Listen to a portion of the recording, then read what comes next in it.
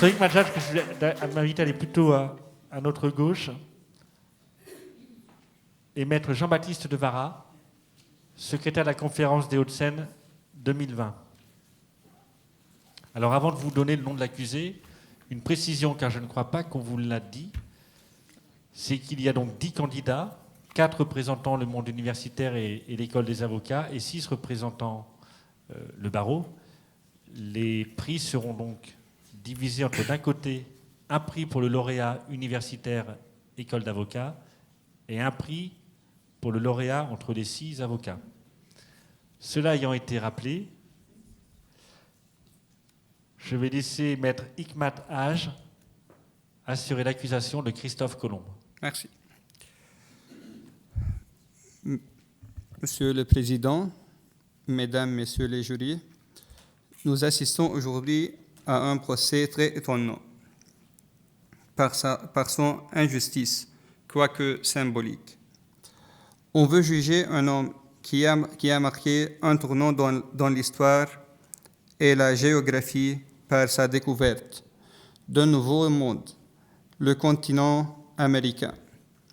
Monsieur le Président, Mesdames, Messieurs les jurys, l'accusation demande de reconnaître la responsabilité de Christophe Colomb pour les autres atrocités perpétrées sur le nouveau continent à l'encontre des populations autochtones.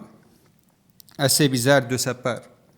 A-t-on oublié que nous sommes dans un système de droit, heureusement d'ailleurs, qui exige pour sanctionner pénalement la réunion des 3 éléments de l'infraction pénale, à savoir l'élément légal, moral et matériel. Il suffit de défaut d'un seul élément pour acquitter l'accusé.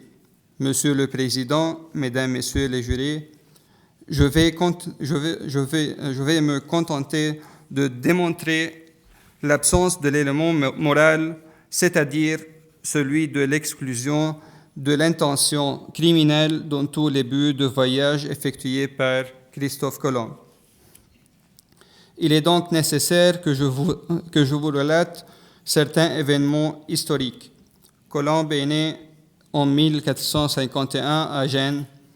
À l'âge de 20 ans, il s'installe à Lisbonne au Portugal, puis se réinstalle en Espagne, où il demeura son domicile pendant toute sa vie. C'est un marchand et explorateur, comme sa biographie le montre. Et c'était le dessein de tous ses voyages et toutes ses expéditions et navigations à travers le monde. À son adolescence, il a pris la mer pour la première fois en participant à plusieurs voyages de négoce dans les mers méditerranéennes et égiennes. Un de ces voyages vers l'île de Chios, dans la Grèce moderne, l'a rendu proche du chemin de l'Asie, région riche en épices et en or. Monsieur le Président, Mesdames, Messieurs les jurys, il avait l'ambition d'ouvrir un commerce avec l'Inde et la Chine. Ces voyages n'étaient pas sans risque. Dans l'océan Atlantique, en 1476, son navire, attaqué par les corsaires français, a été brûlé et il a dû nager jusqu'à la côte portugaise. Après avoir participé à plusieurs autres expéditions en Afrique, il a pu découvrir courant atlantique s'écoule des îles Canaries à l'est et à l'ouest. Monsieur le Président, Mesdames, Messieurs les jurys, l'histoire démontre qu'au XVe siècle, le chemin de l'Europe vers l'Asie était pavé de périls, notamment à cause de la domination des Mamelouks en Orient et des Ottomans qui avaient achevé la chute d'Empire romain d'Orient. Comme fallait-il contourner tous ces dangers? La route d'Atlantique vers les Caraïbes et la découverte de nouvelles régions permettant l'accès à l'Asie piqueraient son intérêt au vif. Il avait des doutes que la planète était plate. Monsieur le Président, Mesdames, Messieurs les jurés, voilà pourquoi Christophe Colomb est allé à la découverte de l'Amérique. Où étaient ses intentions criminelles? Est-ce que le roi Ferdinand d'Espagne, qui fut le monarque de l'époque, qui fut derrière les atrocités? Il est bien connu que les exactions eurent lieu bien après. Christophe Colomb était-il obligé d'être un devin et un prédicateur pour deviner ce que feront les conquistadors avec les Aztèques et les Incas, ou encore ce qu'ont subi les Indiens d'Amérique du Nord? Monsieur le Président, Mesdames, Messieurs les jurés, le continent américain a été exploré à l'époque de Phéniciens sans avoir été révélé au monde, comme la découverte de 1492. L'inscription sur le rocher de Gaïva au Brésil le démontre. Aucune preuve historique que l'expédition phénicienne a eu comme suite des appropriations forcées du territoire et massacres. Pourquoi j'évoque ceci? Tout simplement pour vous démontrer davantage qu'une exploration n'est pas de nature à ouvrir automatiquement la voie des génocides. Monsieur le Président, Mesdames, Messieurs les jurés, de quoi donc Christophe Colomb est responsable et coupable? De rien. Qu'a-t-il commis? Ni fait positif, ni fait négatif, commission, omission, négligence ou imprudence. Ne pas prédire l'avenir ne constitue pas, au regard du droit pénal, une négligence ou imprudence.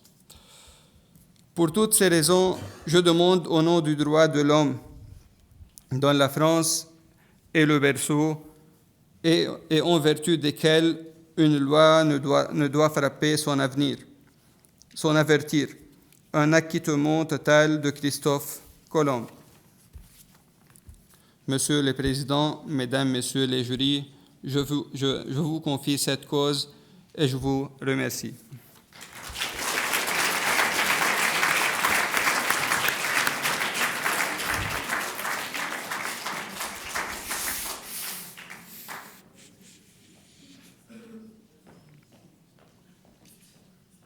Merci. Merci, confrère. Jean-Baptiste de Vara, nous vous écoutons. Monsieur le Président, Mesdames et Messieurs les jurés, Monsieur l'avocat général, le procès de Christophe Colomb ne vous suffit pas.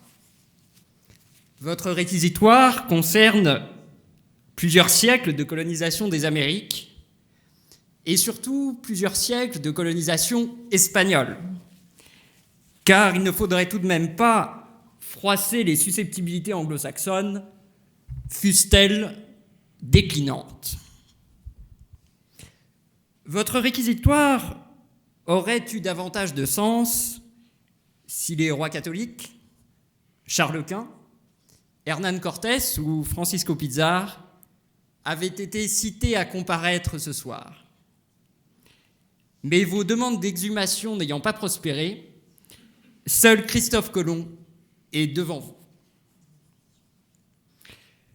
Monsieur l'avocat général, vous voici devant Colomb comme le loup face à l'agneau de la fable de La Fontaine.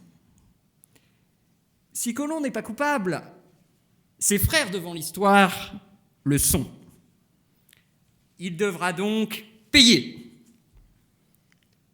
Pourtant, le passage de la vengeance au droit est celui de la responsabilité collective à la responsabilité individuelle.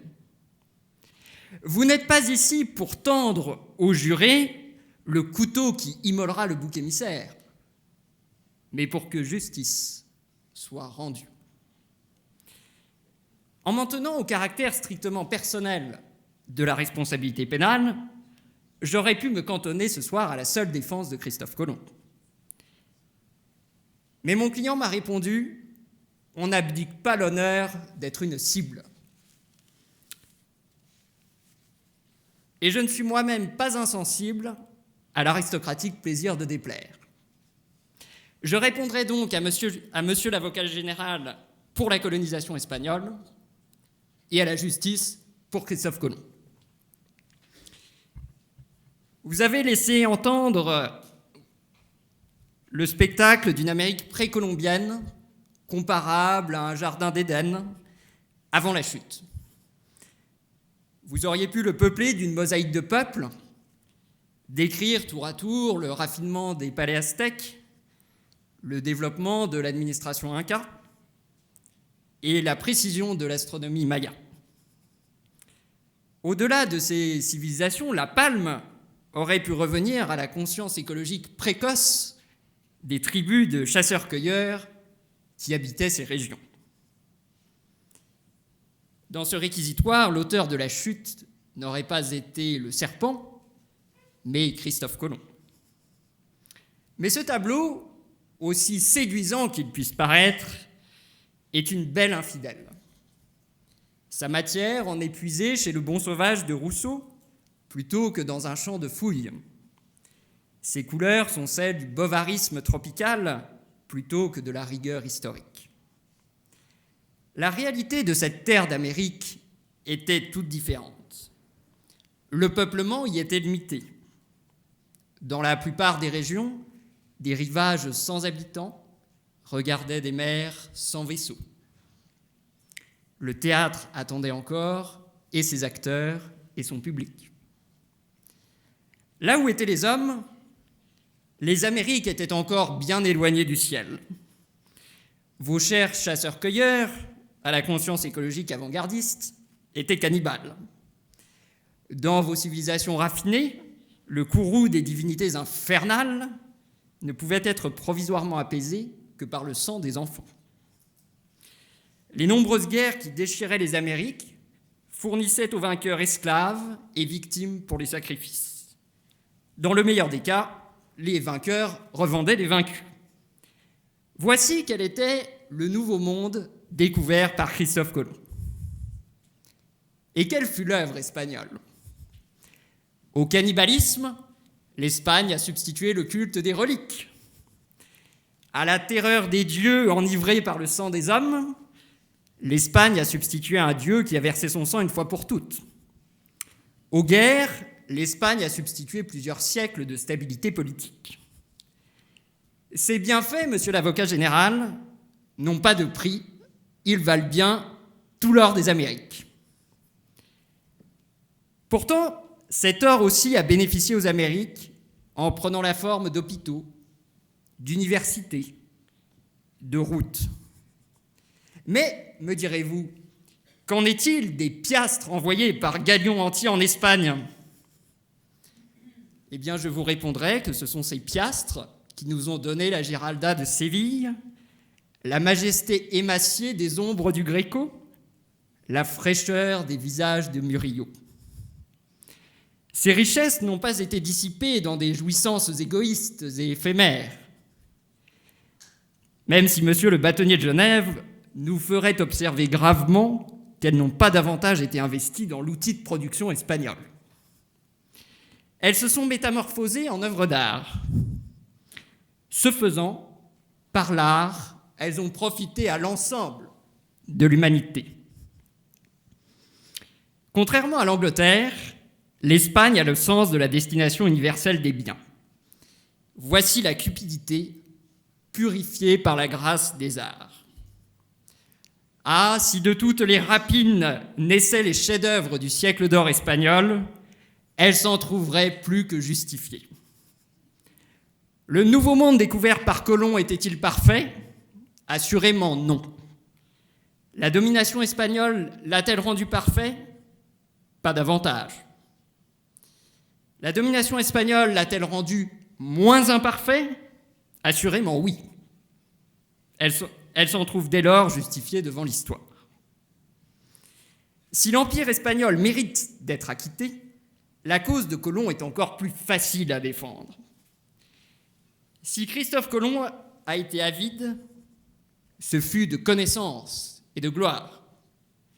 Son plus grand titre de gloire sera d'avoir fait marcher de concert et la science et le rêve. Si Christophe Colomb avait été un homme avide de richesse et de pouvoir, comme le laissait entendre monsieur l'avocat général, sa vie eût été tout autre. Après, à l'issue de ses études à l'université de Padoue, après quelques voyages en Méditerranée, il aurait été marchand drapier à Gênes. Il aurait ouvert des succursales dans les principaux ports méditerranéens. Le marchand devenu riche aurait ensuite prêté aux papes et aux rois. Et derrière le drapier, le banquier aurait percé. Il serait devenu un membre respecté et envié du patriciat génois. Peut-être même aurait-il pu être à Gênes ce que Côme de Médicis a été à Florence, le fondateur d'une dynastie. Mais non, Christophe Colomb a été l'homme d'un destin plutôt que l'homme d'une carrière. À la fortune et au pouvoir, il a préféré la renommée. La gloire, elle s'obtient en prenant ce que les autres n'ont pas voulu garder. Les nuits consacrées à l'obscur labeur de l'étude, les journées passées à quémander des audiences et des subsides auprès de souverains ondoyants, la conduite d'équipages constitués d'hommes de sacs et de cordes dans la plus repoussante des promiscuités. Était-ce pour vendre des canons? Non. Était-ce pour se tailler une principauté? Non.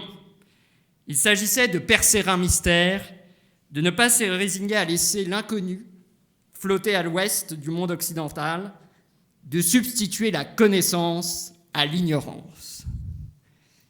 Chez Christophe Colomb, la soif de la connaissance n'était pas encore desséchée. Elle marchait encore de pair avec le rêve et l'héroïsme qu'il avait su insuffler à ses hommes. Chaque soir, espérant des lendemains épiques, l'azur phosphorescent de la mer des tropiques enchantait leur sommeil d'un mirage doré. Ou, penchés à l'avant des blanches caravelles, ils regardaient monter en un ciel ignoré du fond de l'océan des étoiles nouvelles. S'il fallait donner des frères à Christophe Colomb, ce ne serait pas Cortés ou Pizarre, mais bien Marco Polo ou Neil Armstrong. Vous acquitterez donc Christophe Colomb et l'histoire lui rendra justice.